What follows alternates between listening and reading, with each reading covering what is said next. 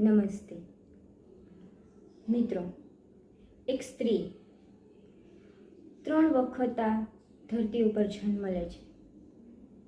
પહેલું, જ્યારે પોતે દીકરી બનીને જન્મે છે ત્યારે. બીજું, જ્યારે પોતે દીકરીમાંથી વહુ બને છે ત્યારે.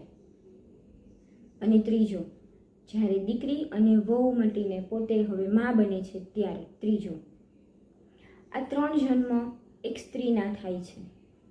આ 3 જન્મમાંથી સૌથી જો સુંદર હોય ને તો એ છે એક મા તરીકે જન્મ લેવો. એક સ્ત્રી દીકરી મટીને વહુ મટીને જ્યારે મા બને છે ને ત્યારે એ જન્મ એનો સૌથી સુંદર કહેવામાં આવ્યો છે. અને આ મા કે જે પોતે અસંખ્ય પીડા, અસંખ્ય વેદના સહન કરીને પોતાની અંદરથી એક જીવને નવું જીવન આપે છે ને ત્યારે એનું જીવન સફળ થઈ જાય છે. અને આ એક મા જ કરી શકે. એમ જ માને સહન શક્તિની મૂર્તિ નથી કહેવાઈ, એમ જ એને ઈશ્વરના સમાન, ઈશ્વર તુલ્ય નથી મનાઈ. કહેવાય છે ને કે જ્યારે ભગવાન ધરતી ઉપર બધે નથી પહોંચી શક્યા ને ત્યારે એને ઈશ્વરરૂપી માનું સર્જન કર્યું છે.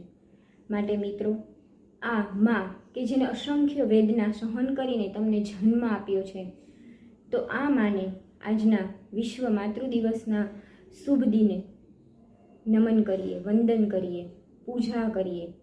ફક્ત આજે જ નહીં પણ રોજે માના ચરણોમાં સતત નમન કરો. એના ચરણોની ધૂળ પણ અમૃત સમાન છે. મિત્રો, આ મા કે જેને આપણે હસાવી નથી શકતા તો આપણને એને રડાવવાનો પણ હક નથી. જો આ મા ના આંખમાંથી તમારા લીધે આંસુ નીકળશે ને તો એનાથી ખરાબ કોઈ વસ્તુ નથી. માને ઈશ્વર સમાન કહી છે, તો જો આ ઈશ્વર તમારા લીધે રડશે ને, તમે આપેલા દુઃખના લીધે રડશે ને તો આ દુનિયાની કોઈ તાકાત તમને માફ નહીં કરી શકે. માટે મિત્રો, ખાલી માતૃ દિવસ છે એટલે આપણે મમ્મીને હેપી મધર્સ ડે કહી અને ખુશ રાખીએ, ગિફ્ટ આપીએ, કાર્ડ્સ આપીએ અને બીજા દિવસથી મમ્મી રહેવા દે, તને નહીં સમજાય, તું કરમાં, તું અડમાં, આવા શબ્દો જ્યારે આપણે માને કહીએ છીએ ને ત્યારે એને અહીંયા દુખે છે હો. એટલે મિત્રો, ખાલી ડે સેલિબ્રેટ કરવા માટે જ નહીં પણ ખરેખર દિલથી એ માને માન આપજો, એમાંના ચરણોને પૂજજો કે જેણે તમને આ ધરતી ઉપર જન્મ આપ્યો છે. અને જો એ ન સમજી હોત ને તો તમે આ ધરતી ઉપર ન હોત.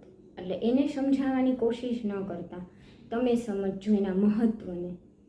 માટે મિત્રો, આપને આજના આ દિવસે ખાસ એટલું જ કહેવાનું કે મા તે મા, બીજા બધા વગડાના વા. આ કહેવત ખોટી નથી. જેટલું તમને મા સમજાવી શકશે ને એટલું દુનિયાની કોઈ તાકાત તમને નહીં સમજાવી શકે.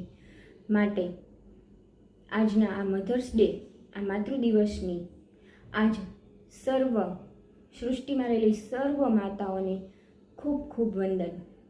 ધન્ય છે એ મા જેને પોતાની કુક્ષીએથી બાળકોને જન્મ આપ્યો છે. દરેક મા ધન્ય છે, ધન્યવાદને પાત્ર છે.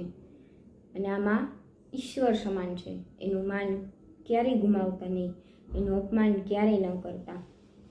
Happy mother's day. Thank you.